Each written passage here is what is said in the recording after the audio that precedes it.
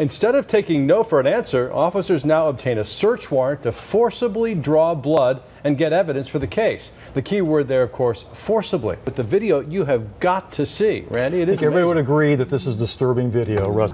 Are you serious? I've never been raped by rape. This is so unnecessary. No! Excuse me, hold on. I never fought nobody. I didn't ever do nothing. What the hell is y'all doing?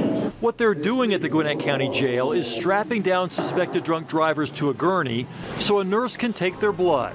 Evidence that can be used against them later in court, even though the suspects refuse to give their consent. What country is this? What country is this? Of invasive procedure into somebody's body is ridiculous for investigating a misdemeanor. Intrusive, certainly. Invasive, you bet. But legal. Yes, say authorities, even though the law supposedly gives you a choice. We all are American citizens, and you guys got me strapped to a table like I'm in Guantanamo Bay.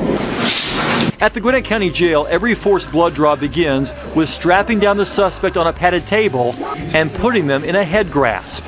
Every time, whether they're compliant or complaining.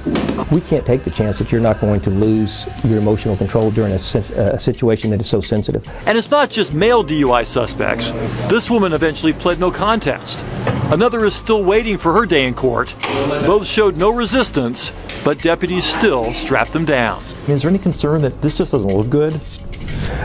You know, I understand perception, but the reality of that perception is we work in an environment to where experience has shown us that you can play Russian roulette if you want to, but it's going to catch up to you.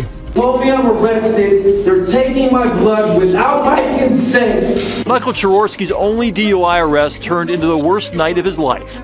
He's yet to go to trial and says he's not guilty. I'm not fighting you, dude. Don't push me too hard. I'm not fighting you.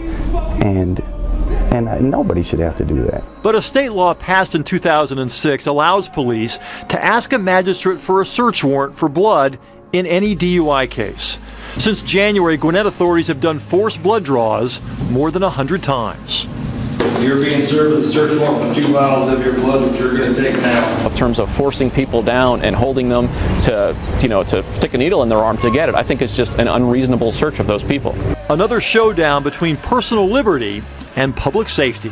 There's hardly anybody that you can talk to that doesn't know somebody that was killed by a drunk driver. We ought to do something about that, don't you think? Even the most compliant suspect they fear might seize up somewhere during the removal of their blood.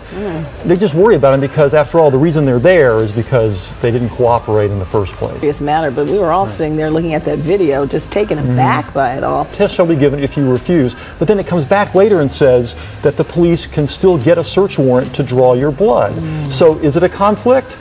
Sounds like it could be. Well, the Fourth Amendment protects us from unreasonable search and seizure. So I guess the question is, what's unreasonable? And honestly, I'm stunned. I did not know that this was legal. I did not know that they could take your blood without your consent. They can take it without your consent as long as they have a search warrant. If they don't have a search warrant, the Supreme Court has said they can't. But these are all forced blood draws with the consent of a judge. All right. Stunned to see it happening there right before our eyes. Thanks.